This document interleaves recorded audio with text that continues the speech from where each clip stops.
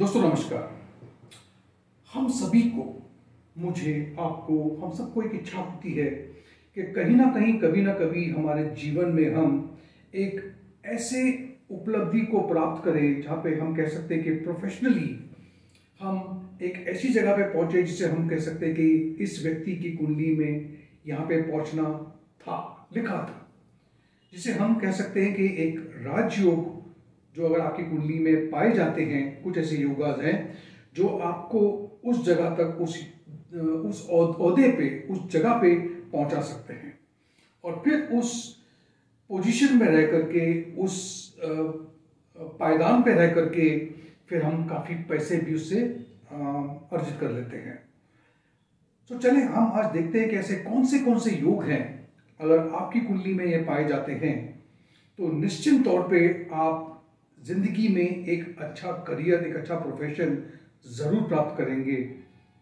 तो मैं आज इस वीडियो में कुछ ऐसे योग की बात कर रहा हूं, चले देखते हैं। दोस्तों सबसे पहले योग की मैं बात कर रहा हूं जहां पर अगर आपका लग्नेश बहुत स्ट्रांग है, यानी कि वो त्रिकोण भाव में है, केंद्र भाव में है, ऊंच के हैं, तो ये प्रोफेशनल करियर दिखाता है। गुरु अथवा शुक्र अगर मीन राशि में पाए जाते हैं तो ये बहुत स्ट्रांग पोजीशन है। वहीं पर अगर चंद्रमा वृषभ राशि में यानी कि टॉरस में पाए जाते हैं तो इनमें से कोई एक भी अगर आपके लिए लागू होता है तो ये आपको प्रोफेशनली बहुत अच्छी जगह पहुंचा सकते हैं। अब बात करते हैं दूसरे ऐसे योग की जहां पर आपके 11वें घर के मालिक अगर लगन में बैठे हैं, 10वें घर के मालिक अगर 11वें घर में बैठे हैं, शुक्र अगर 10वें भाव में है, तो ऐसे व्यक्ति जीवन में प्रोफेशनली बहुत आगे पहुंचते हैं। अब बात करते हैं तीसरे ऐसे योग की जिससे करियर में उन्नति, सक्सेस नजर आता है। जब आपके लग्न के स्वामी अगर अच्छे बैठे हुए हैं, ऊंच के हैं, और 10वें घर के स्वामी अगर त्रिकोण भाव में हैं या केंद्र भाव में हैं, वहीं पर अगर गुरु की दृष्टि चाहे वो 5वीं हो, 7वीं हो या 9वीं हो, अगर 10वें भाव पे पड़ रही है तो ये मान के चलें कि आपका करियर, आपका प्रोफेशनल लाइफ बहुत ही ज़्यादा सक्सेसफुल। अब चौथे योग की बात करता हूँ जहाँ पे आपके लग्न के स्वामी लगन में ही हैं और साथ में उनके 10वें घर के स्वामी भी बैठे हैं।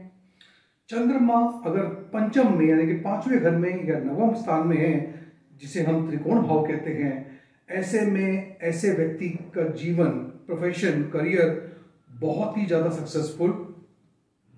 अगर चंद्रमा आपके 10वें घर में है और 10वें घर के स्वामी अगर दूसरे भाव में या छठे भाव में पाए जाते हैं, ये दोनों ही भाव जो है उसको अर्था भाव कहते हैं, ऐसे में ये मान के चलिए कि ऐसे व्यक्ति की जिसके कुंडली में ऐसा योग बना हुआ है, बहुत ज्यादा कामयाबी, सक्सेस करियर में, प्रोफेशन में मिलेगी। अब बात करते हैं एक ऐसे योग की जिसे हम कहते हैं परिवर्तन योग। 10वें घर के स्वामी अगर 11वें में है और 11वें घर के स्वामी अगर 10वें घर में है, इसे हम परिवर्तन योग कहते हैं। ऐसे योग के कारण यकीन जानिए प्रोफेशनली करियर में आप बहुत ज्यादा उन्नति करेंगे, बहुत कामयाब रहेंगे। और परिवर्तन योग की बात करता हूं जहां पर 10वें और 9वें घर में अगर परिवर्तन हो जाए, यानी कि 10वें घर का स्वामी 9वें घर में और 9वें घर के स्वामी अगर 10वें घर में पाए जाते हैं, ऐसे व्यक्ति के जीवन में प्रोफेशनल लाइफ, करियर में उन्नति गारंटेड है।